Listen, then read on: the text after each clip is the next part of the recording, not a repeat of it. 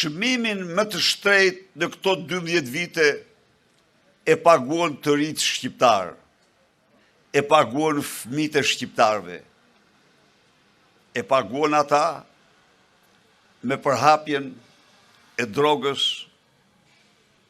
dhe me humbjen e jetëve të dhjetra prej tyre.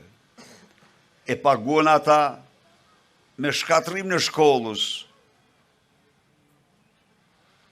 institucioni më serios, më i rëndësishëm pas familjes për fëmijët dhe të rinjtë. Shkolla shqiptare psoi një rrokullisje të paimagjinueshme. Ajo në këto vite të 12 vite ra psoi rënjen më të madhe në botë.